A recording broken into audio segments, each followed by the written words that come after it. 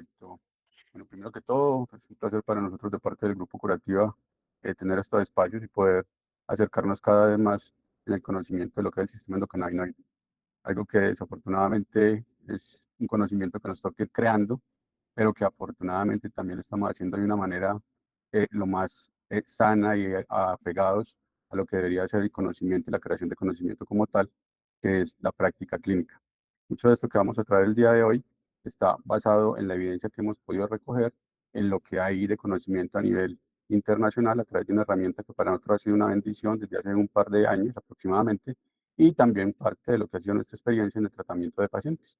Así que voy a proceder con la presentación. Como les dijo Alex, preguntas nos las pueden ir dejando por ahí por el chat y al final igual vamos a abrir los micrófonos para poder tener el espacio de presentación.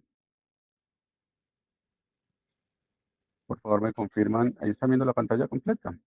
Sí, hola, amigo. Sí, Doc, ahí está muy bien. Dale ocultar en el cuadrito de abajo. El recuadro. Vale, perfecto. Muy bien, entonces, ¿por qué hablar de insomnio? Definitivamente el insomnio es una de las condiciones que en el cannabis ha estado muy reconocida y precisamente por estar muy reconocida también se ha dado para muy malos usos. Y esos malos usos, pues definitivamente llevan también a que hayan efectos secundarios, que hayan conocimientos errados acerca de la planta.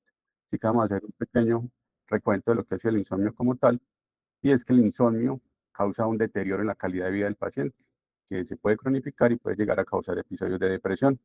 No solamente causa alteraciones desde el punto de vista mental, sino que también puede causar alteraciones desde el punto de vista cardiovascular, como lo vamos a ver un poco más adelante. Esta afectación cardiovascular puede llegar a causar hasta alteraciones tan graves como producir mortalidad. Hay aumento en los accidentes de tránsito, hay aumento en accidentes laborales. El insomnio definitivamente causa un gasto sanitario bastante alto, bien sea por las bajas laborales, dada la discapacidad, o por el consumo de medicamentos o sustancias que los pacientes requieren al sistema. Y desafortunadamente el insomnio, cuando prestamos atención y hacemos un tratamiento adecuado, pues puede llevar a algunos pacientes a causar alteraciones suicidas. ¿Cuál es la realidad en cuanto al insomnio desde el punto de vista de la atención médica? En cuanto a la atención médica, los síntomas de insomnio normalmente aparecen en la consulta de atención primaria, en lo que es la anamnesis o el médico juicio, en la revisión por sistemas. Pero esta consulta hace que muchas veces sea como un síntoma menospreciado, normalmente es como, doctor, y además tengo insomnio, y eso hace que terminemos formulando o se termine formulando fármacos que no sean los más adecuados. Se sabe por estadísticas que solamente el 22% de los pacientes que refieren insomnio grave en este momento presentan una mejoría significativa. O sea, el alcance de la intervención que el médico que hace en ese momento se solamente de una quinta parte del total de pacientes. Y solamente el 44% de los pacientes refieren no mejorar. O sea, estamos hablando de que la intervención que se hace es casi inocua. ¿Qué pasa con esto? Que desafortunadamente la mayoría de las veces se termina recurriendo a las benzodiazepinas. Esas benzodiazepinas, como sabemos, pueden causar problemas mucho más complicados. Las benzodiazepinas normalmente se cronifican, puede haber una mejoría, el paciente como ve algo de mejoría, se queda ahí y al quedarse ahí pues causa problemas. ¿Cuál sería la recomendación de las benzodiazepinas? Nada más en insomnio agudo, y ahora vamos a hacer claramente esa diferenciación. Idealmente las benzodiazepinas deberían utilizarse por un plazo máximo de 4 semanas, idealmente de 2 a 4 semanas. Y de estos, desafortunadamente los estudios muestran que el 14.1% de los pacientes terminan usándolo hasta por un año y casi el 1% de los pacientes terminan presentando situaciones de abuso o de adicción. Cualquier adicción sabemos que es una complicación y más el desmonte de estas adicciones de benzodiazepinas se vuelve algo bastante complicado. Pero es importante que el insomnio, el trastorno de insomnio crónico, la primera elección, debemos tener claro, es la terapia cognitivo-conductual, ¿sí? Se ha demostrado que cuando se hace terapia cognitivo-conductual, hasta el 70% de los casos presentan una mejoría significativa, ¿sí? Así que no necesariamente tenemos que llegar a una intervención farmacológica al primer síntoma de insomnio de un paciente, porque ese primer síntoma la mayoría de las veces ni siquiera corresponde a un insomnio. Y esa terapia debe ir combinada principalmente con ¿qué? Con higiene del sueño, restricción del tiempo en la cama. Desafortunadamente ahora tenemos la costumbre de utilizar la cama casi para todo, para ver televisión, para conversar, para muchas otras cosas, que no es el objetivo principal, como debería ser descansar. El control de estímulos, ahora estamos sobreexpuestos a pantallas, computador y bueno, un montón de cosas que nos tienen siempre despiertos y alerta. No tomamos tiempo para relajarnos Debemos combinarlo con terapias de relajación y la intención paradójica debe ser intentar estar despierto. En algunas ocasiones esa intención paradójica nos puede dar unos buenos resultados.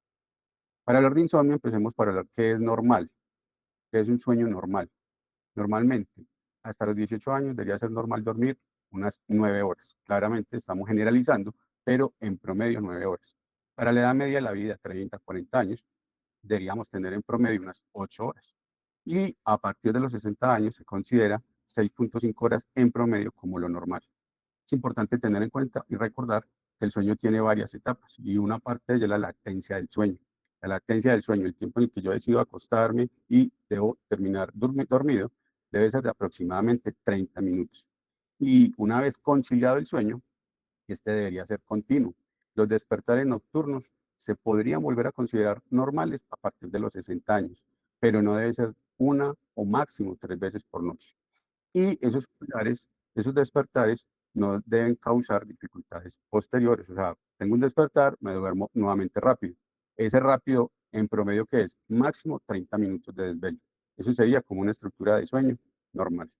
A partir de los 5 años, las siestas no deberían ser dentro del normal. O sea, ya pueden empezar a ser prescindibles. Y a partir de los 60 años se puede volver a presentar la necesidad de una siesta, pero es importante tener en cuenta que es una siesta, un episodio de sueño que dura entre 10 y 30 minutos y en todo caso debe ser menor de una hora. ¿Sí?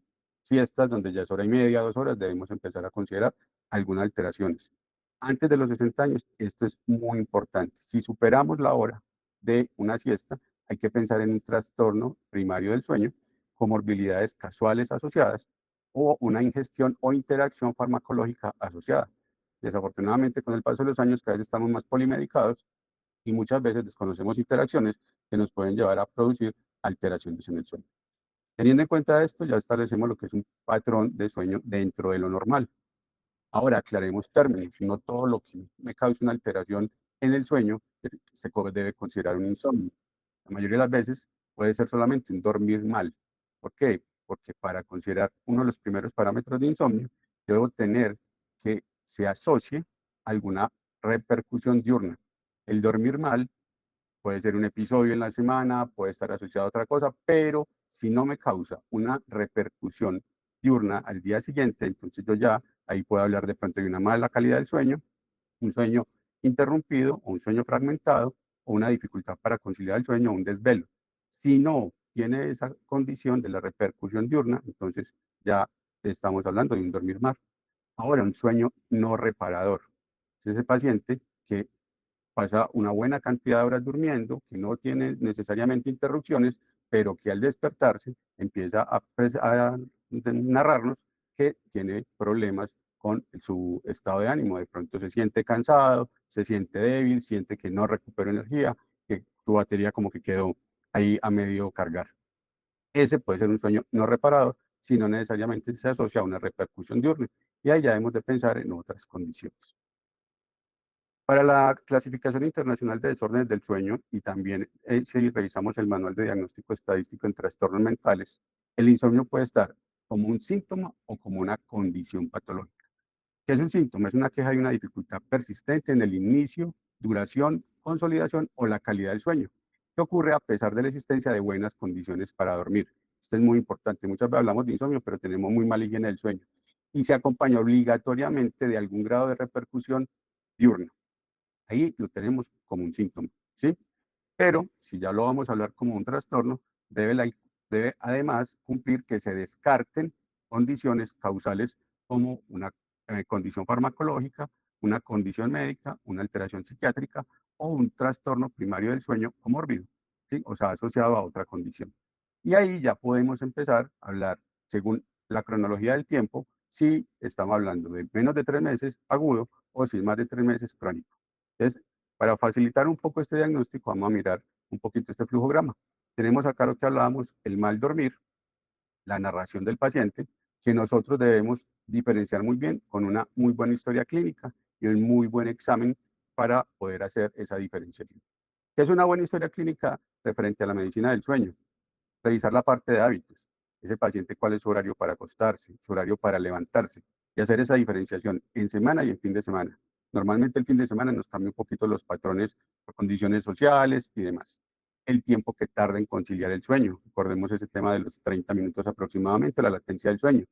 El número de despertares, que puede variar según la edad. El tiempo que tarda para volver a dormir si se despierta. Recordemos nuevamente esa conciliación, máximo 30 minutos. El tiempo desvelado del número de noches y el número de siestas diurnas y su duración.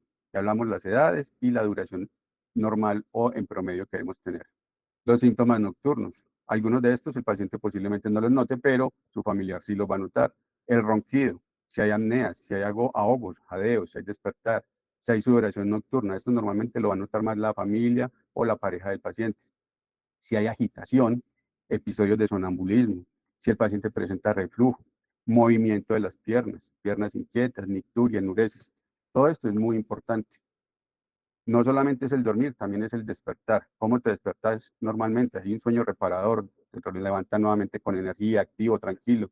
Te levantas sin síntomas o te levantas con cefalea, el dolor de cabeza, qué características tiene y se presenta. Importante si hay congestión nasal para descartar patologías comórbidas. Los síntomas diurnos, o sea, los síntomas que yo interrogar no solamente durante el sueño, sino qué me pasa después. Si hay somnolencia, si esa somnolencia se produce de pronto cuando está conociendo cosas repetitivas como el conducir, si de pronto ha presentado o él se ha notado a punto o ha tenido accidentes, si de pronto alteraciones de la memoria, muy importante, si hay dificultades en la concentración, fatiga, irritabilidad, si esto ya le está causando estados de ánimo alterados como ansiedad, apatía, muy importante, nuevamente aparecen las siestas. Y acá algo que no solemos preguntar, cómo está su actividad, su función o su potencia sexual. Importante los síntomas ya más específicos, como buscar síntomas de cataplegia, alucinaciones, parálisis del sueño, comportamientos automáticos. Así que lo que tenemos que interrogar en el sueño es algo bastante extenso, que no es solamente, doctor, mándeme algo para dormir al final de la consulta. ¿Qué es de esos signos de alarma debo estar pendiente luego de ese interrogatorio?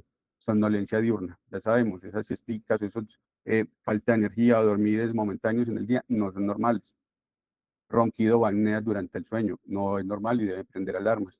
Siestas de más de 60 minutos, debe prendernos las alarmas.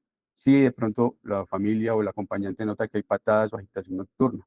Si la persistencia del insomnio después de 3 meses de tratamiento adecuado está, es tratamiento adecuado, ya le hice una higiene del sueño, ya le he tenido con una buena terapia cognitivo-conductual y no persiste. Y si ya le he hecho exámenes de laboratorio, mirar la ferritina, que es uno de los factores importantes.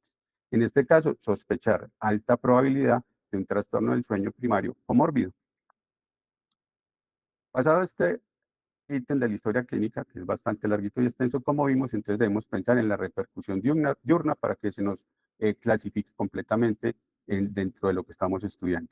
Y aquí hay que mirar, si ya descartamos todo, si vemos que el paciente definitivamente está en una buena condición, simple y llanamente podemos llegar a la definición de que o está pasando mucho tiempo en cama, algo mucho más habitual, o es un dormidor corto. Hay personas que por condiciones genéticas pueden tener esos patrones de sueño cortos, pero se recuperan bien, están tranquilos, para ellos no genera como ninguna repercusión. Y esto también está ya tipificado por algunos genes que nos empiezan a mostrar que hay dormidores cortos, así como también patologías referentes al insomnio. Y si pasado esto, además encontramos que hay ronquido o apneas, entonces recuerden, este es uno de los signos de alarma que debemos progresar en el flujograma. ¿Por qué? Porque aquí, si ese ronquido se presenta, entonces hay que hacer este ítem del stock BAP, pero si no, entonces debemos tipificar el insomnio. Puede ser de conciliación, y aquí tenemos varios trabajos por hacer, si hay un trastorno de ansiedad, un trastorno obsesivo convulsivo, si hay un trastorno del ritmo circadiano de retraso, o hay síndromes de piernas inquietas. Estos trastornos del ritmo circadiano, que lo vemos en estas 3 líneas, se presentan mucho, sobre todo en personal que por sus condiciones laborales o exigencias tienen que pasar trasnochando o con algunas alteraciones que les exijan cambiar su ritmo. Importante, mirar acá si hay un insomnio de mantenimiento. O sea, el paciente se duerme, pero no se mantiene dormido, se despierta fácilmente. Y aquí hay condiciones que son muy importantes de tratar y los que ya sabemos un poquito acerca de cannabis, vemos posibilidades terapéuticas para el cannabis. Y aquí ya vamos perfilando un poco el tema de nuestra charla. Sabemos que el cannabis en ansiedad es bueno, entonces nos puede ser un coadyuvante. Sabemos que el cannabis en epilepsia es bueno, entonces puede ser una coadyuvante. En el estrés postraumático hay muchísima evidencia y en todo nuestro webinar, en algunos ya hemos hablado del tema y sabemos que es un buen coadyuvante. en el TOC es un buen coadyuvante. Entonces aquí ya vemos dianas donde podemos tratar o complementar nuestro tratamiento. El insomnio de despertar precoz, también mirar cómo están las fases del ritmo circadiano, sus condiciones del paciente, o si hay trastornos asociados, trastornos de ánimo asociados al insomnio. Y acá, si hay ronquido o apneas, es importante hacer este test. ¿Por qué? Porque ese test nos va a poner al paciente en una condición que ya es la apnea o hipopnea obstructiva del sueño. Importante mirar acá esos ronquidos, sus características, qué tan cansado o fatigado pasa durante el día. Si alguien lo ha observado que deja de respirar mientras duerme, la caracterización de la apnea, y eso qué ha significado para él, cuánto tiempo lleva y demás. Si está con algún tipo de alteración en la presión arterial y ya está siendo tratado de la manera correcta. Mirar dentro del examen físico peso, talla, índice de masa corporal. Importante la edad, importante el diámetro del cuello, más de 41 centímetros en mujeres, más de 43 centímetros en hombres, y el género masculino tiene un poco más de incidencia. Este cuestionario nos va a ayudar a hacer una tipificación y a llevarlo ya a estudios complementarios posteriores. Ahora, la fisiología del sueño.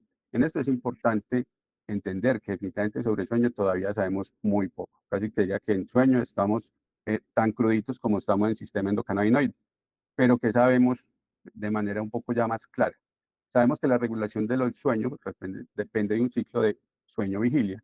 Es una interpretación compleja entre diversos sistemas neuroanatómicos y neuroquímicos. Y aquí tenemos que traer, como siempre que hablamos de cannabis, la palabra homeostasis. ¿Por qué? Porque no es un solo sistema y no es una sola sustancia, ¿sí? Entonces, por eso el tratamiento no es tomarte una pastilla o tomar una sola medida y ya. Normalmente es un complejo de muchas cosas. Como sabemos, el sueño tiene muchas fases y el sueño REM está regulado por neuronas presentes en la protuberancia anular del hipocampo. Aquí empezamos a mirar que ya depende de varias zonas del cuerpo.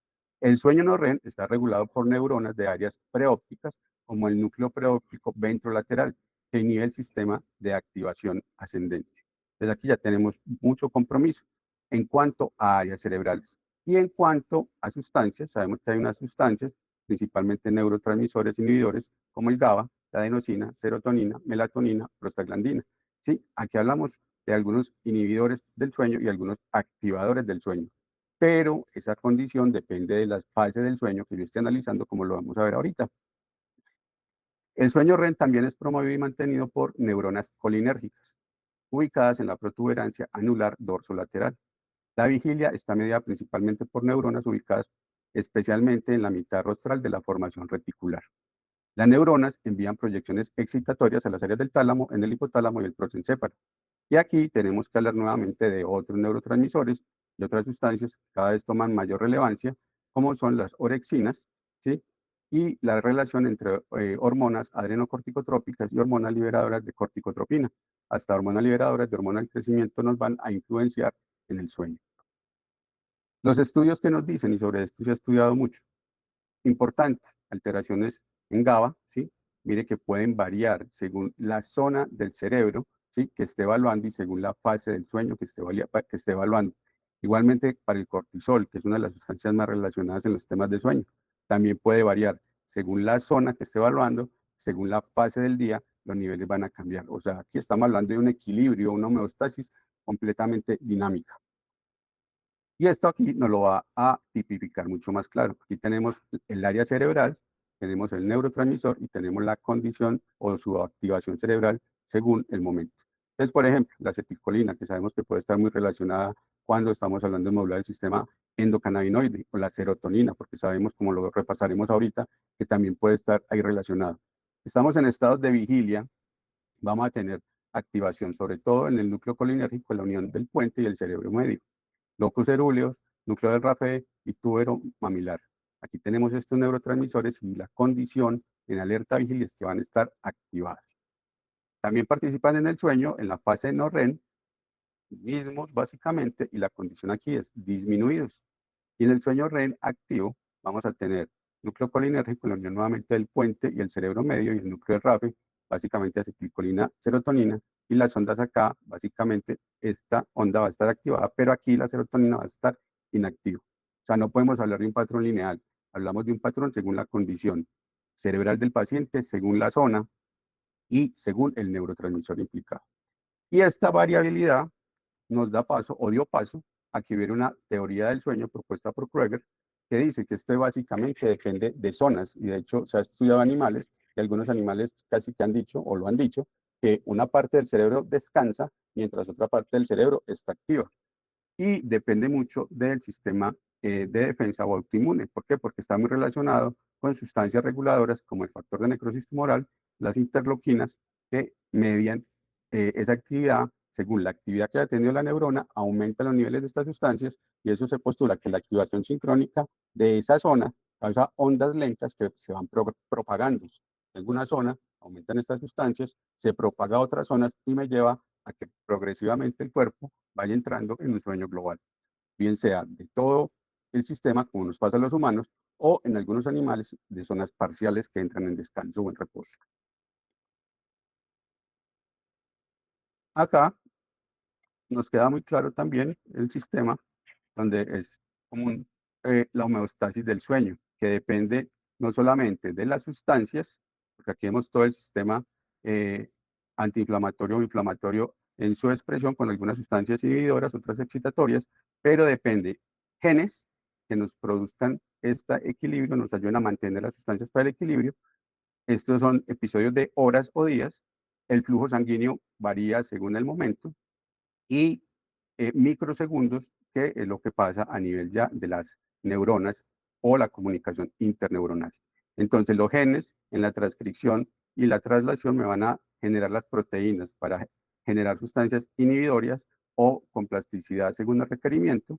Aquí lo más entendido hasta el momento es que existe un consenso en que la adenosina, el óxido nítrico, la prostaglandina, el factor de necrosis tumoral, la interleuquina 1, la hormona liberadora de hormona del crecimiento, están involucrados en la regulación de la duración de la intensidad del sueño no REM.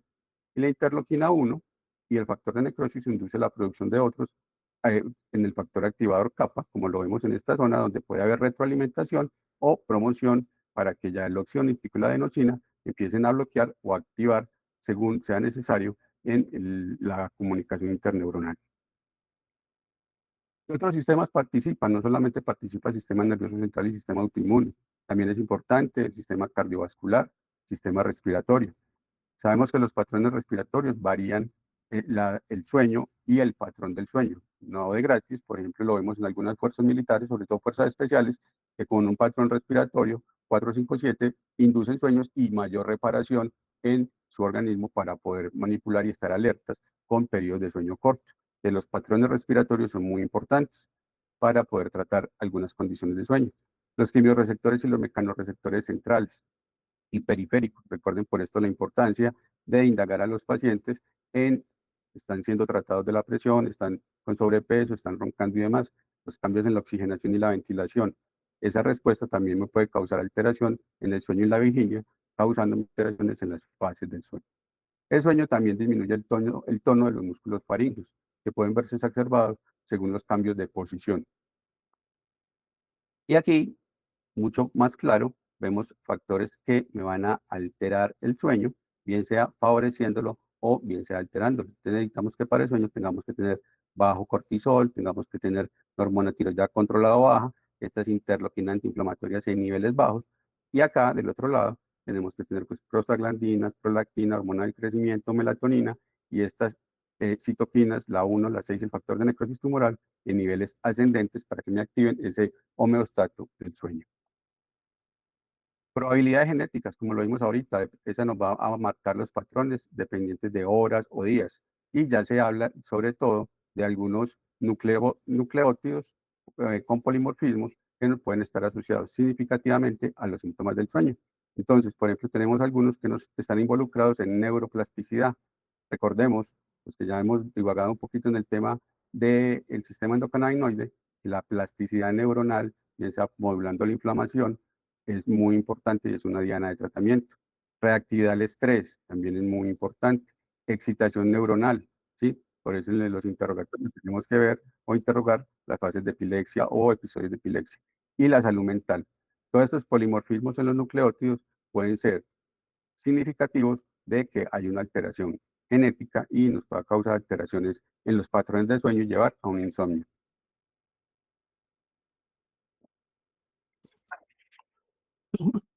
Perdón. Ahora, ¿qué es importante? Disculpen un segundo.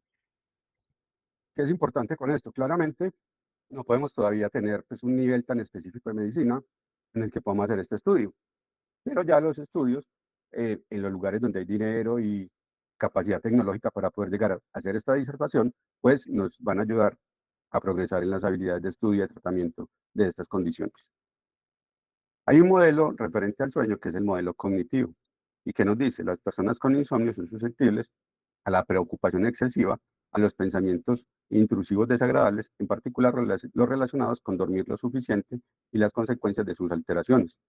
Esta preocupación los lleva a patrones como estar mirando el reloj, prender nuevamente el celular, prender el televisor para dormirse. Y eso en última instancia resulta en una exageración, en una magnificación de la interrupción real del sueño, hasta donde sí tienen insomnio o hasta donde ellos se terminan por preocupación saboteando su patrón de sueño. Y ahí volvemos, la terapia cognitivo-conductual definitivamente es algo que tenemos que utilizar y a lo que tenemos que recurrir para tratar todas estas alteraciones adaptativas o perjudiciales. Importante, y acá tenemos varias dianas de tratamiento que nos hablan de la alteración en el déficit crónico del sueño, cómo se relaciona con el sobrepeso y la obesidad. Entonces aquí ya tenemos otro sistema, que es el sistema como tal, todo el metabolismo y la disrupción hormonal que esto nos causa. Tenemos que el aumento del tiempo de vigilia causa alteración en los ritmos nutricionales, bien sea porque se retrasa, porque se adelanta, porque se come con mayor frecuencia o se altera de alguna manera. Y sabemos que esto está mediado o por diferentes sustancias, como la disminución de la lectina, ¿sí? Sabemos que esta lectina la podemos relacionar con alteraciones en los patrones de ansiedad o aumento de apetito en el equilibrio que debe tener con la grelina y el equilibrio que debe tener con la orexina. Recordemos que esta orexina está relacionada con los patrones de vigilia principalmente. El exceso de somnolencia diurna, el aumento de la fatiga, la disminución del efecto térmico de los alimentos. Recordemos que los alimentos también deben causar aumento de temperatura por la tasa metabólica que aumenta y esto se puede alterar. La desincronización de los ritmos circadianos y alteración en la permeabilidad intestinal. Esta alteración de la permeabilidad intestinal nos va a llevar a alteraciones en la microbiota, ¿sí? Y esas alteraciones y los cambios en la microbiota, recordemos que también están muy relacionados por lo que hemos hablado en ocasiones anteriores con el microbioma en equilibrio con el sistema endocannabinoide y con el lipidoma. Acá tenemos que el paciente tiene mayor oportunidad de ingesta, se alteran los sistemas de recompensa, sobre todo porque hay presencia de una dieta con mayor consumo de dulces, hay disminución de la saciedad y aumento del apetito. Recordemos que este aumento del apetito relacionado con la grelina y la disminución de la saciedad relacionado con la leptina. Hay una menor actividad física vigorosa, o sea, hay un menor gasto energético, hay una mayor ingesta vespertina, muchos pacientes con insomnio terminan levantándose a saltar la nevera, como se les mencionaba, hay cambios en la microbiota, hay alteraciones en el metabolismo de los lípidos, y entonces aquí ya vamos a tener el lipidoma, que es una de las dianas de tratamiento también alterado, alteraciones en la sensibilidad de la insulina, secreción del cortisol, recordemos que esto, como lo vimos antes, es muy importante en el equilibrio según la fase de vigilia-sueño para poder tener opciones terapéuticas. Hay aumento de la vía de la quinurrenina. Estas quinurreninas, recordemos que están muy de la mano con el metabolismo de los triptófanos, el NAC+, y algunas son dianas o de sus metabolitos nos hablan de potencial de oxidación cerebral. Está relacionado, algunos de sus metabolitos por oxidación terminan relacionados con alteraciones mentales, como trastornos bipolares, esquizofrenia y demás. Y hay aumento en las citoquinas inflamatorias. Así que toda esta tormenta se puede manifestar finalmente en alteraciones como sobrepeso, obesidad, con todo lo que esto nos lleva relacionado al síndrome metabólico, hipertensión y diabetes. Aquí llegamos propiamente a lo que nos convoca después de una pequeña revisión, muy pequeña porque el insomnio definitivamente es muy grande y con muchas áreas de estudio, a lo que es ya el sistema endocannabinoide. Y aquí tenemos que hablar nuevamente la palabra homeostasis. Definitivamente el sistema endocannabinoide es el vigilante de la homeostasis, que se debe presentar tanto desde el nivel celular y manifestarse o proyectarse al nivel de órgano y del sistema. Muy importante esa homeostasis de hormonas, citoquinas y neurotransmisores, y sabemos que el sistema nervioso central en el sistema endocannabinoide es como el director de orquesta para todos los demás sistemas. ¿Cómo se dirige esa orquesta? Y aquí vamos a hacer un pequeño repaso de lo que es el sistema endocannabinoide. Esta diapositiva posiblemente la mayoría ya la conocen. y es un pequeño repaso importante. Desde la dieta necesitamos tener en nuestras membranas celulares los ácidos grasos necesarios para poder tener los precursores para las enzimas que nos van a llevar a generar los endocannabinoides, anandamida y 2-AG. Esos endocannabinoides importantes para activar los receptores. Aquí tenemos los llamados canónicos o los que conocemos más, CB1, CB2, pero recordemos que no solamente son esos receptores los que participan en el sistema. Como todo lo que se produce, después de generar su efecto, y esto aquí nos representa una enzima transportadora, porque el efecto del endocannabinoide no es solamente fuera de la célula, también es interno, ¿sí? Como lo vamos a ver ahorita en el mecanismo de acción. Todo lo que se produce necesita degradarse, y aquí tenemos las hidrolasas y las lipasas que nos degradan tanto la anandamida como el 2-AG, porque en la economía del sistema estas sustancias se van a volver a reutilizar.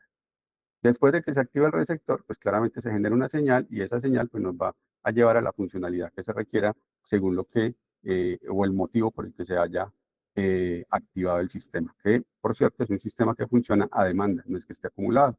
Antes hablábamos solamente de dos enzimas, la hidrolasa y la lipasa, pero también sabemos ahora que han aparecido otra hidrolasa muy importante dentro de lo que es el sistema endocannabinoide. Y antes hablábamos solamente de dos endocannabinoides, pero ahora tenemos que hablar de una ampliación de otros endocannabinoides o sustancias similares a los endocannabinoides, como la sinactamida, el EPA-EA y la palmitoiletanolamida. Este es muy importante, ¿por qué? Porque ya podemos hacer algunas situaciones de reemplazo de esta sustancia similar al endocannabinoide para algunas terapéuticas. Importante recordar que el sistema se modula desde muchas fases y una de esas fases está relacionada con la alimentación, porque si mi alimentación, los lípidos adecuados que requiero para que el sistema esté funcionando bien, no los tengo, pues desde ahí voy a empezar a tener un déficit. Acuérdense lo que hablamos hace 2 diapositivas, esa alteración en el sueño y en el metabolismo se puede presentar para que genere una alteración en la regulación ya propiamente a nivel celular. Entonces, la alimentación es muy importante. Ahorita vamos a ver la suplementación requerida para tener los ácidos grasos que nos permitan tener las bases necesarias para que el sistema tenga con qué trabajar. Esta diapositiva para recordarles los receptores CB1 y principalmente la ubicación. Como les mencionaba ahora, todas las zonas del cerebro están comprometidas de una u otra manera en la mediación de la actividad del sueño. Unas se activan, otras se inactivan, pero muy importante tener en cuenta los ganglios basales, el hipotálamo y el hipocampo. Aquí vemos por espectrofotometría cómo la densidad de esos receptores del sistema endocannabinoide es alta en estas zonas. Igual acá en corteza cerebral, igual en cerebelo. Esto hace que estén ahí por algún motivo. ¿Y algún motivo es cuál? Ayudarnos a regular, entre otras muchas funciones relacionadas, también estará la del sueño. El CB2 no está tan alto en el sistema nervioso central, pero también hay alguna manifestación allí. ¿Cómo funciona el sistema a nivel celular o a nivel de la sinapsis? Esto es un pequeño repasito para los que ya han estado y para los que están nuevos, los invito a que revisen un poquito de nuestro canal en YouTube para que puedan entender más esto en detalle. El potencial de acción llega a la célula presináptica, abre los canales de calcio. Los canales de calcio nos van a dar una señal a las vacuolas que, por ejemplo, acumulan glutamato o algún otro neurotransmisor para que sea liberado al espacio intersináptico y esa liberación pues, nos va a activar los receptores correspondientes según el neurotransmisor liberado. Después de generada la señal, necesitamos algo que nos diga, listo, ya entendí la señal, necesitamos bloquear esa información para que no haya una sobreexcitación del sistema, y ahí es donde se genera demanda del sistema endocannabinoide, los endocannabinoides, principalmente anandamida y 2-AG, que una de sus formas de actuar es de manera retrógrada, para ir al receptor CB1 y cerrar el canal, bloqueando la entrada de calcio para que no libere más el neurotransmisor y favoreciendo la salida de potasio. Si bloqueo la entrada de calcio y favorezco la salida de potasio, pues causo una alteración en el voltaje celular y eso claramente me va a alterar nuevamente el sistema de repolarización y despolarización. ¿Por qué es importante esto? Porque esto es la forma en que podemos entender cómo el sistema endocannabinoide nos va a actuar sobre todas estas sustancias. Y recuerden que ahorita se los mencioné, según la zona del cerebro, entonces es muy importante para modular el sueño, la serotonina, la acetilcolina, la noradrenalina y todos en general, porque debe haber un equilibrio. Esto en cuanto al sistema endocannabinoide. Pero como tenemos los fitocannabinoides, que finalmente es lo que podemos utilizar externamente para modular el sistema cuando no logramos reactivarlo con las medidas generales, pues entonces aquí tenemos las posibilidades terapéuticas. Piensa el CBD, que me bloquee la enzima degradadora de anandamida para que haya más anandamida y pueda seguir activando el sistema, o de una manera mucho más expedita el THC, que no tiene que hacer este paso de bloquear una enzima, que bloquee la degradación para que siga activando, sino que va directamente al receptor y lo puede bloquear, o lo puede activar, perdón, yendo directamente. En la práctica, ¿qué vemos? Factores estresantes, por ejemplo, lo que hablábamos, el paciente está estresado porque no duerme, porque tiene pensamientos, rumiación de ideas y demás. Esto puede generar estrés del trabajo y demás. Me altera el hipotálamo. El tálamo me va a mandar señalización a la pituitaria. Esta va a llevar señalización a la suprarrenal y finalmente va a terminar con un cortisol alto, que a la hora de dormir me va a causar alteración. Para agravar la situación del cortisol, me aumenta la enzima que me va a degradar la anandamida. Y si tengo la enzima que degrada la anandamida en niveles altos, pues ¿qué pasa? Que va a tener menos anandamida. Y si tengo menos anandamida, pues va a tener problemas para regular el sistema. Afortunadamente, el sistema endocannabinoide es un sistema muy inteligente y se regula por varias vías, pero el mismo estrés puede aumentar el dosaje, el otro endocannabinoide, y ese aumento del dosaje pues va a terminar que haya más unión en el receptor CB1, lo que finalmente me va a llevar a que por retroalimentación negativa el eje se pueda modular. Pero ¿qué pasa cuando esta modulación ya no es suficiente de manera autónoma por el sistema endocannabinoide? Pues va a tener que mediarlo, bien sea con las medidas generales o con fitocannabinoides. Aquí también para expresar que el estrés sostenido de manera crónica pues nos va a generar en algunos pacientes patrones de conducta rígidos. Esos patrones de conducta rígidos nos van a dar síntomas físicos de estrés como tal, ya no va a ser solamente la elevación de algunas sustancias como el cortisol, la noradrenalina y demás, sino que ya pueden haber síntomas como palpitaciones, taquicardia, sudoración, y por eso es importante preguntar por ellos en el interrogatorio del sueño para determinar ya cuadros clínicos como tal. Y esos cuadros clínicos nos pueden hablar de un agotamiento de la capacidad homeostática del cuerpo o del sistema endocannabinoide propio, y al estar agotado ese sistema endocannabinoide propio, pues voy a tener que entrar a activarlo. Piensa con las medidas generales, dieta, actividad física y estímulos externos, o propiamente con los fitocannabinoides. Ahora vamos a entrar un poco en qué dice la literatura, y aquí pues tengo que hacer un reconocimiento a esta herramienta, que posiblemente ya la han escuchado antes, Kanaki. ¿Por qué? Porque esto nos ayuda a resumir días, semanas de trabajo en un trabajo muy importante que hacen ellos. ¿Por qué es importante? Porque nos recopilan todos los estudios que hay hasta el momento, tanto en el nivel de metoanálisis, ensayos clínicos, ensayos de laboratorio, y nos empiezan a dar, a ponernos en la plataforma para que los podamos analizar y a dar algunas herramientas muy válidas. Aquí, en general, ¿qué nos dicen? Nos dicen que el cannabis tiene una buena orientación clínica para el tratamiento del insomnio, que hay una aprobación en la Unión Europea para el uso del cannabis, que los estudios en general tienen un 69% de aceptación y los resultados clínicos tienen un 68% de positividad. Además, van más allá los estudios de los quimiotipos. El quimiotipo, para recordarles a quienes de pronto son nuevos, si no lo recuerdan, tenemos el quimiotipo 1, que tiene más THC, aquí en azul, el quimiotipo 2, que es equilibrado THC-CBD, aquí en amarillo, y el quimiotipo 3, que tiene más CBD. Esto nos permite hacer una orientación de cómo puedo utilizar los endocannabinoides para tratar algunas condiciones de salud, en este caso en particular el insomnio. Sin embargo, ya gracias a los estudios que se están dando, ya no estamos hablando solamente de THC o CBD, sino que, como les mostraré, algunos cannabinoides menores también ya nos pueden empezar a apoyar en esta terapéutica. Entonces, ¿qué nos dicen los estudios? Nos hablan, por ejemplo, de la anandamida. Sabemos que es un endocannabinoide agonista de CB1, y nos dicen los estudios que aumenta el sueño en ondas lentas y REM mientras se reduce la vigilia. ¿Sí? Aquí tenemos el estudio de la bibliografía para que lo puedan ampliar. Puede haber bibliografía desde el 98, esta bibliografía muy nueva, como lo veremos en los dos estudios que entraremos a analizar propiamente.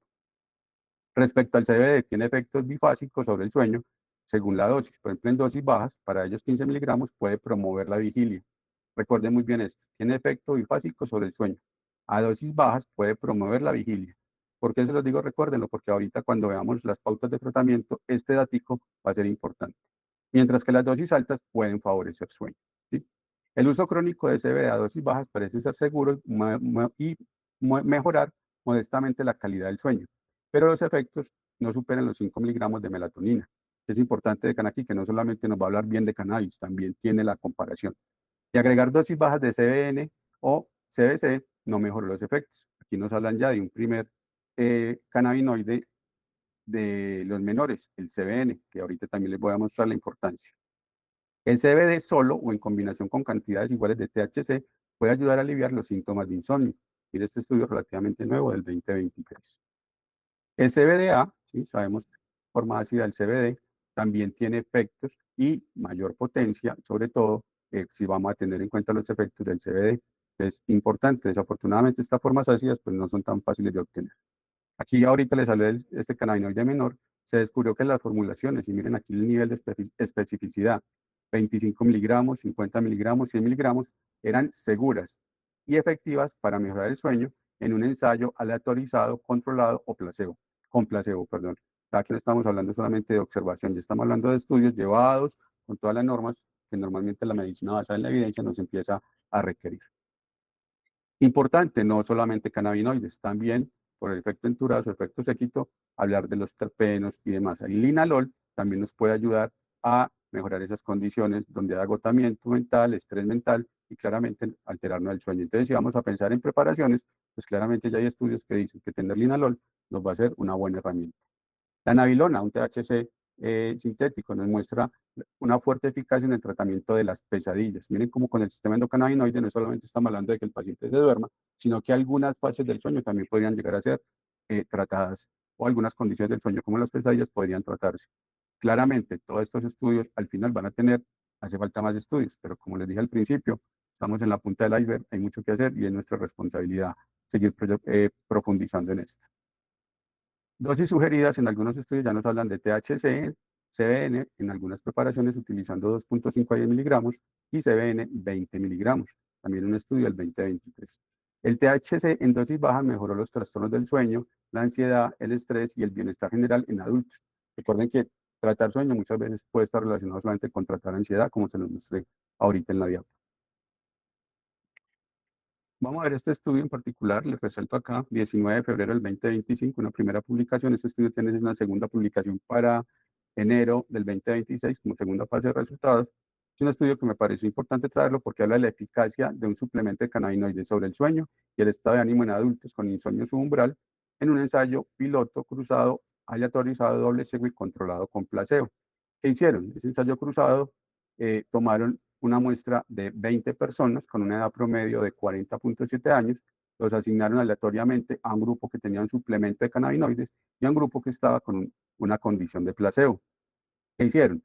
El suplemento de cannabinoides tomaron 3 miligramos de THC, 6 miligramos de cannabinol y 10 miligramos de cannabidiol. ¿Sí? Perdón, 3 de THC, 6 de perdón, el 90% ya era una mezcla, de 90 miligramos era una mezcla con terpenos de grado alimentario. Este es lo que le vamos a dar para el grupo que está usando THC. Para el grupo que está con el placebo, entonces utilizaron aceite de triglicéridos de cadena media.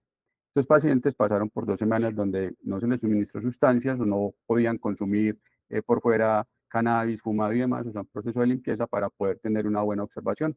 El suplemento se les dio 1 hora antes de dormir, tuvo una buena adherencia, una adherencia del 100% y se recopilaron los datos entre el 1 de enero y el 12 de diciembre del 2022. Además de sueño, pues se utilizaron otras herramientas de estudio para aprovechar. Entonces se recopilaron índices de gravedad del insomnio, índice de calidad del sueño, una escala de sueño de insomnio validada, además un perfil de estado de ánimo, una escala de estrés percibido, un cuestionario de dolor y sueño. Además, se tuvo en cuenta encuestas para inventario de ansiedad, rasgos de ansiedad, fatiga diurna y escalas de calidad de vida. ¿A qué nos llevó este estudio? Nos ha llevado hasta el primer informe hecho en febrero. En comparación con el placebo, el suplemento no mejoró significativamente la calidad ni la eficacia del sueño, los síntomas de insomnio y la calidad de vida relacionada con la salud. Se observaron mejorías no significativas en las subescalas del estado de ánimo. Aquí tiene en cuenta la atención, ira, fatiga, depresión y vigor, así como en la ansiedad con el suplemento en comparación con el placebo. La ansiedad mejoró significativamente con el suplemento desde el inicio hasta la fase posterior. No se reportaron efectos adversos. Dentro de la conclusión que nos dice, esta formulación a base de cannabinoides, un suplemento oral bien tolerado, podría mejorar la calidad y eficacia del sueño de los adultos, así como su calidad de vida. Obviamente se recomienda continuar haciendo nuevos ensayos. Pero ¿qué es lo importante de esto? Que definitivamente sí hay posibilidades de suplementos que mejoren la calidad y eficacia del sueño en adultos. Aquí tenemos también otro estudio, enero del 2025, efectos de la formulación de cannabidiol con terpenos sobre el sueño en personas con insomnio. Nuevamente un estudio doble ciego, controlado con placebo, aleatorizado y cruzado. Aquí ya tenemos una muestra mucho más grande, 125 personas, que reciben una administración de CBD 300 miligramos y terpenos 1 miligramo de cada uno. ¿Cuáles se utilizaron? Linalol, mirceno, pitol, limoneno, alfa-terpineno, eh, alfa-terpineol, alfa-pineno y beta-carotideno. ¿Durante cuánto tiempo lo suministraron? Durante 4 semanas, al menos 4 días por semana. ¿Qué midió el estudio? Bueno, importante, este estudio no tenía rasgos o la preparación utilizada no tenía THC. La medida principal del estudio fue el porcentaje de tiempo que los participantes pasaron en la combinación de sueño de ondas lentas y sueño REM, medido mediante un dispositivo de seguimiento de muñeca. ¿Qué encontraron? Se encontró un aumento marginal del porcentaje medio de tiempo nocturno en los participantes con ondas lentas y sueño REM en comparación con el placebo. Aquí ya estamos viendo fases del sueño que podemos entrar a tratar. Se observaron aumentos más significativos en los participantes con un nivel basal bajo de ondas lentas y REM, así como en quienes hacían siesta diurna. En algunos pacientes, el aumento del sueño de ondas lentas y fase REM se promedió hasta 48 minutos por noche durante un periodo de tratamiento de 4 semanas. Entrando un poquito más en la fisiología del sueño, muchas veces se acepta como normal en estas zonas entre 30 y 40 minutos. Tener 48 minutos es una muy buena condición para una buena calidad del sueño. Este tratamiento no tuvo ningún efecto sobre el tiempo total del sueño. Este es un factor importante. No es que se pase más tiempo dormido, sino que se mejora la calidad. No tuvo alteración sobre la frecuencia cardíaca en reposo, ni la variabilidad de la frecuencia cardíaca, y no se observaron ningunos efectos, esta es frecuencia respiratoria, perdón, y no se observaron ningunos efectos adversos. Importante acá, cannabinoide menor, CBN. Desafortunadamente todavía no tenemos la posibilidad de tenerlo disponible, pero ya los estudios nos hablan de él. Importante hablar de su historia. ¿Por qué? Porque esto ya se conocía hace 350 años antes de Cristo. ¿Por qué no si se continuaron los estudios? Porque nos fuimos con los estudios de los más famosos, el THC y el CBD. ¿Por qué más famosos? Porque además eran los más abundantes en la planta. Entonces tener CBN, pues claramente es mucho más difícil aún en estos medios. Además el THC, bueno, como les dije, se producía más en la planta. ¿Qué se tiene con esto? El CBN se produce a partir del THC por oxidación no enzimática. Y es importante que las concentraciones del CBN aumentan gradualmente mientras la planta se expone más a la luz, al oxígeno y al calor a medida que los tricomas envejecen. O sea, esto no está pasando por un proceso químico, sino por una oxidación, como un proceso de interacción química, sino por oxidación como tal. El secado y el curado aumentan los niveles de CBN mientras puede ir disminuyendo los niveles de THC gradualmente. Resultados relevantes de los diferentes estudios que se hacen con cannabis y respecto a sueño. Y aquí los traje, ¿por qué? Porque es importante que tengamos ese mito que hay insomnio. En muchas ocasiones, si no te sirvió la medicina alopática, entonces vamos a utilizar cannabis, porque sí. No, ya los estudios también nos dicen, prendan alarmas y utilícenlo correctamente.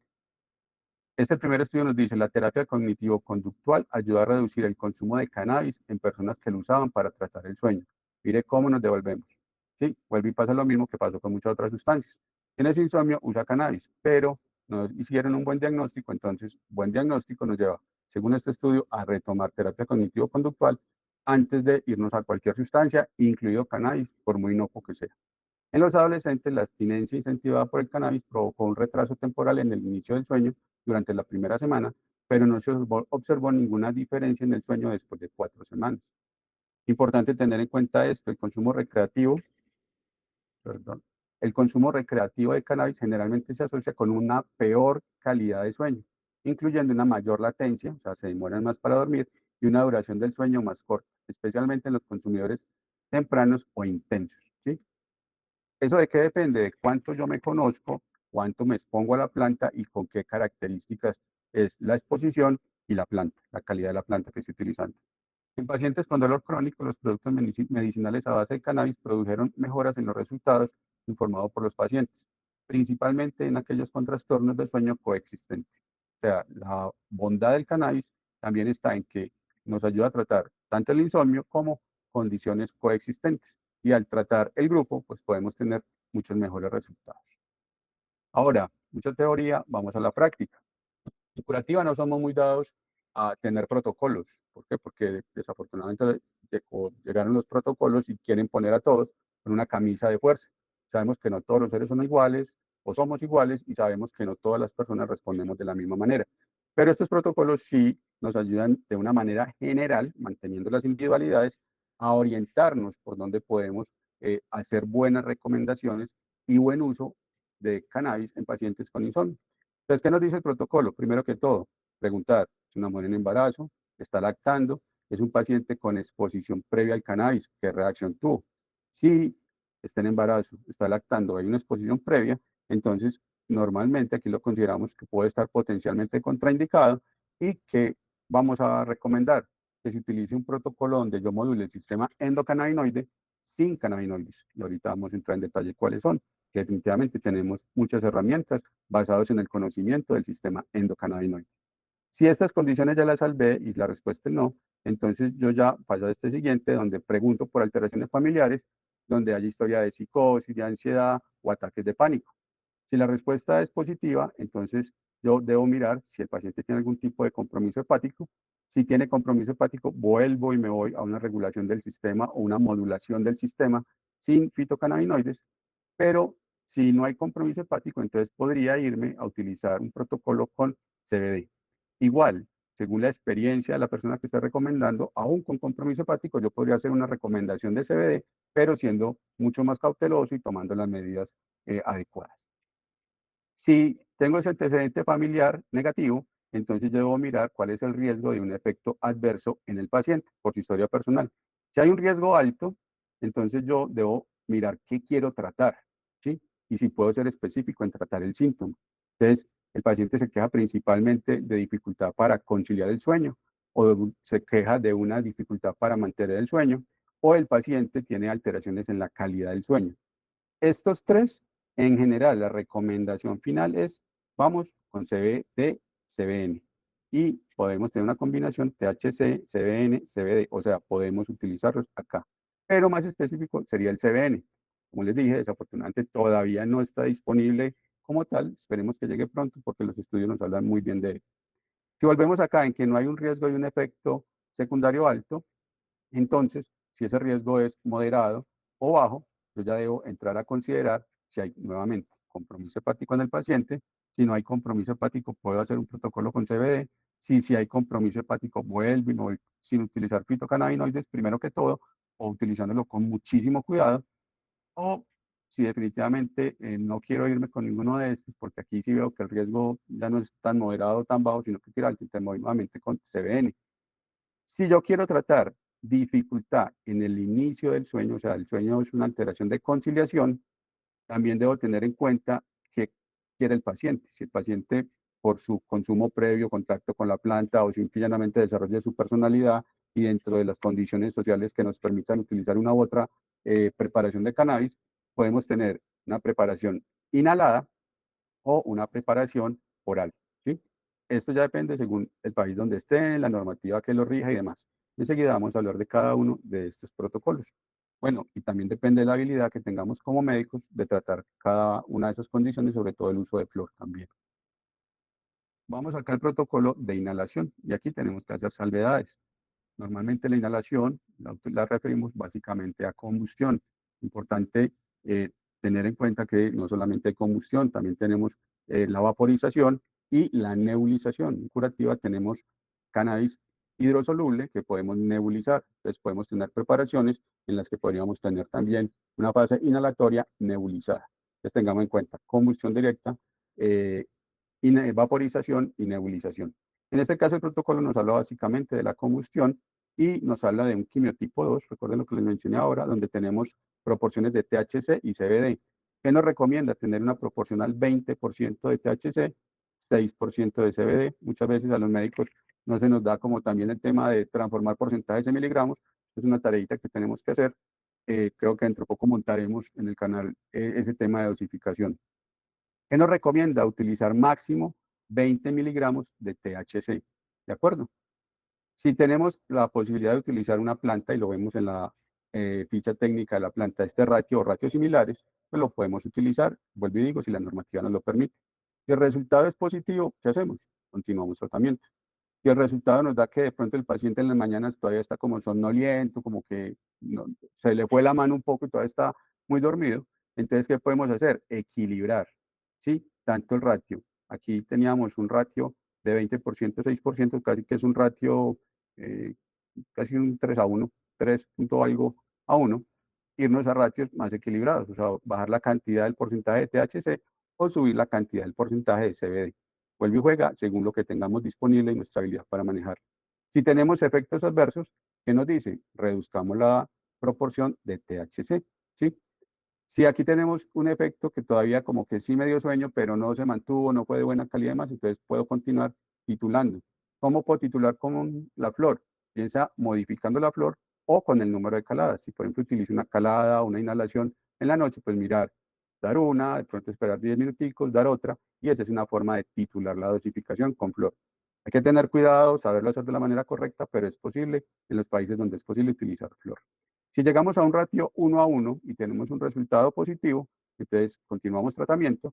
Si tenemos un ratio 1:1 o de pronto hasta un ratio donde predomina el CBD y esté un THC muy bajo y no conseguimos resultado, recuerde lo que les mencioné, poder recurrir a dosis de CBD que nos van a generar vigilia a dosis bajas si lo utilizo en la mañana. Entonces yo ahí podría o utilizar un CBD oral, recomiendan los estudios 15 miligramos, o puedo tener una genética de flor que tenga más alto nivel de CBD y utilizarla que es en un ratio proporcional en la noche y un ratio o una predominancia de CBD en la mañana, según la posibilidad que tenga el paciente y lo que yo tenga en el medio. Si ya estoy de este lado, reduje la dosis del THC y el resultado es positivo, pues continúo con el tratamiento, pero si definitivamente ya hice los ajustes tanto en la flor, en la proporción, en las caladas, en el horario y el paciente definitivamente tiene efectos adversos o no logra un efecto positivo, pues me podría ir al protocolo utilizando CBN oral. Aquí podemos ver el protocolo que habla ya del quimiotipo 1, donde está la proporción THC, CBN, CBD. Este tipo 1, antes no nos incluye el CBN, aquí nos habla de CBN, pero en esta proporción. La recomendación por ahora es utilizar 10 partes de THC, una parte de CBN y 0.5 partes de CBD, al menos para iniciar. Y nos recomienda reiniciar o iniciar en 2.5 a 10 miligramos de THC. Las otras se calculan según el ratio y según lo que yo decida iniciar. Me explico. Si yo digo, bueno, voy a empezar con 5 miligramos de THC, entonces yo voy a utilizar la décima parte de 5 miligramos de CBN. ¿Cuál es la décima parte de 5 miligramos? 0.5 miligramos. Y la mitad de CBD. Entonces, nos quedaría 5 miligramos de THC, 0.5 miligramos de CBN y 0.25 miligramos de CBD. Entonces, de pronto puede resultar un poquito complicado, pero es solamente cuestión de práctica. ¿Cuándo darlo? 0.5 horas o hora y media antes del sueño. Podemos hacer titulaciones aumentando la dosis de THC, si es que yo elegí empezar con una dosis muy baja porque el paciente nunca se había expuesto. Entonces puedo hacer variaciones cada 2 o 3 días, modificando el THC, aumentándolo progresivamente en la dosis de la noche y vuelve y juega, manteniendo la proporción. Si con esto tengo resultados positivos, bueno, importante, vuelve y nos recomiendan máximo 20 miligramos de THC al día. Si tengo resultados positivos, pues me quedo con el tratamiento. Si no tengo resultados positivos y lo que tengo es que el paciente está con somnolencia en la mañana, no le fue muy bien, entonces yo puedo aumentar el CBD a ratios cercanos o ratio 1:1 respecto al THC, o sea, ahí ya bajo un poquito el THC, subo CBD y verifico nuevamente. Si tengo resultados positivos, continúo con el tratamiento. Si tengo resultados negativos, porque el paciente tiene somnolencia en la mañana, recuerden, podemos utilizar una dosis que mejore la vigilia del paciente, 15 miligramos de CBD. Si definitivamente tengo un efecto adverso, entonces debo pensar que lo que hay que hacer es reducir la dosis de THC. Si reduzco la dosis de THC, ¿sí? Y tengo un resultado positivo, continúo el tratamiento. Si no hay resultados positivos, me voy con el protocolo de CBN oral, que enseguida lo vamos a ver. Si aquí el paciente tiene un efecto soporífero, pero no durmió tan bien ni nada, entonces yo puedo continuar con la misma preparación, pero titulando, o sea, aumentando la cantidad de gotas de esa preparación durante la noche, o de pronto sumar una que otra gota en el transcurso del día, según la experiencia que tengamos. Permítanme, exacto. Vamos al protocolo del CBN. El CBN es muy recurrido, según los estudios, cuando tenemos estas alteraciones o síntomas específicos del sueño. Síntomas para conciliar, para mantener o para que la calidad del sueño se mantenga. ¿Qué nos recomiendan ellos? Utilizar 20 miligramos de CBN oral 1 hora antes de dormir. Si el resultado es positivo, continúa tratamiento. Si es todavía, si es soporífero o ineficiente, entonces yo puedo combinar, según los estudios, CBN con THC. ¿Cómo lo combino? Le pongo 1 miligramo por día aproximadamente. Pues de fuera, son los estudios los que nos dan dosificaciones. Yo en lo personal prefiero ir titulando según la condición del paciente, su exposición previa y demás, pero como guía, 1 miligramo por día durante una semana. Y podría ir titulando, aumentando el THC 1 miligramo por día cada semana. O sea, la primera semana 1 miligramo, segunda semana 2, tercera 3, combinado con el CBN hasta que logre mi objetivo o hasta que llegue a la dosis máxima de THC o hasta que definitivamente el paciente diga el cannabis no es lo mío, que puede ser otra posibilidad. Si tengo algún efecto adverso, pues me voy definitivamente a utilizar el protocolo de modular el sistema sin utilizar fitocannabinoides. Y por último tenemos el protocolo, por último en cuanto a fitocannabinoides, tenemos el protocolo del CBD oral. Ellos nos dicen, empiecen con una dosis de hasta 50 miligramos. Digo, y resalto hasta 50 porque vuelve y juega, es recomendación del estudio, pero traten de sumar experiencia, de ir viendo pacientes y en mi caso en particular yo aprendí empezando desde abajo y ir subiendo lentamente, ¿sí? Igual empiezo una dosis de CBD, si tengo un resultado positivo, pues continúo con él, si no, entonces miro si hay efectos soporíferos, si no hay efecto, miro si hay un efecto adverso, si hay un efecto adverso me voy a modulación del sistema sin cannabinoides, si hay un efecto soporífero y demás, yo podría sumar o irme al protocolo de CBN. Y este protocolo, que bien podría ser el primero, si tenemos en cuenta las medidas generales y el conocimiento del sistema endocannabinoide como tal, nos habla de modular el efecto séquito utilizando, por ejemplo, linalol, ¿sí? De mirar cómo está nuestro lipidoma y, si es del caso, hacer suplementación con omega 3, y hay estudios que nos dan un aval completamente para esto, teniendo consideraciones de dieta, como por ejemplo utilizar la dieta cetogénica. En algunos casos, por ejemplo, sumar dieta cetogénica nos ayuda en pacientes con migraña y demás. En algunos casos, por ejemplo, niños con epilepsia, niños con autismo, la dieta cetogénica podría ser un recurso adicional al utilizar fitocannabinoides. Muy importante en la medicina mente-cuerpo, el ejercicio, el yoga, el tai chi, la acupuntura. Muy importante, los estudios también nos hablan de lo que es el microbioma, y hay estudios donde nos hablan de agentes en particular, por ejemplo, el Bifidobacterium breve nos puede ayudar a modular todo ese sistema endocannabinoide el, desde la modulación a nivel gastrointestinal, y también los lactobacilos acidófilos pueden ir relacionados en mejorar, orientados a mejorar todo ese endocannabinoidoma. Por último, les voy a mostrar un caso clínico de un paciente, pues, en mi forma de ver muy exitoso, lo vi ya hace un par de años, eh, con una modulación del sistema endocannabinoide, la verdad, relativamente sencilla. Vamos a mirar el paciente, es un masculino de 33 años, abogado, especialista en derecho penal, separado, hace 2 años por ese momento, con un hijo de 5 años, vive solo actualmente sin pareja. El motivo de consulta es que duerme poco y no descansa. Desde el pregrado, aproximadamente tenía 21 años, siente que el sueño le ha cambiado, sobre todo en las temporadas de más estudio, que alterna con trabajo en una notaría. En ese momento consultó, le enviaron trazodona, dice que solamente la toleró 4 días. ¿Por qué? Porque se levantaba con alteraciones del sueño. Él dice que pasaba el día completamente dormido. Continuó tolerando, no va muy severo. Ya cuando empezó su especialización a los 28 años, sintió que los síntomas ya eran muy fuertes, consultó nuevamente y para ese momento le mandaron benzodiazepina, le mandaron lorazepam, 1 miligramo. Dice que mejoró. Cuando fue a un control, le aumentaron nuevamente la dosis a 2 miligramos, porque ya dice, pues es efectiva, pero no tanto como al principio. Pasa lo de siempre, a los 6 meses un amigo le dijo, hermano, usted ya está adicto a esa sustancia, mire que si la suspende no es capaz de dormir. Empezó a buscar el doctor Google, como ahora nos pasa con la mayoría de nuestros pacientes, y definitivamente dice, no es para mí, la voy a dejar, pero dejándola se toma un mes, porque claramente ya tenía algunas condiciones clínicas con el uso de este medicamento. Continuó progresando en el tiempo, utilizó lo de siempre, opciones caseras, esencias florales, melatonina, todo esto más por sugerencia de amigos y demás que por consulta médica como tal. Y cuando llega al consultorio asiste porque ya son 6 meses de algo completamente insoportable. Dice que se acuesta aproximadamente a las 11 de la noche, duerme hasta aproximadamente la 1 de la mañana y tenemos solamente 2 horas de sueño, o sea, 2 horas conciliando el sueño, un periodo de latencia conciliando el sueño. ¿Y qué pasa en ese tiempo? Normalmente rumiación de pensamientos, da vuelta en la cama. Cuando se duerme, se despierta a las 3 a 5 de la mañana, o sea, duerme aproximadamente entre 3 y 4 horas. Vemos que es un sueño insuficiente. Dice que ahí ya no es capaz de volver a conciliar el sueño y que en la mañana tiene repercusiones. Pasa somnoliento, fatigado y no rinde en su trabajo. En el último mes ya se ha notado irritable, ansioso, ha notado disminución de la libido, con sueños esporádicos, sin pesadillas. Refiere que ya en cuanto a medidas del sueño, de higiene del sueño, las tiene completamente controladas y además dice que ha utilizado cannabis. Una vez lo fumó, se lo dio un amigo como recomendación, pero tuvo una mala experiencia y luego de esa experiencia no pudo dormir.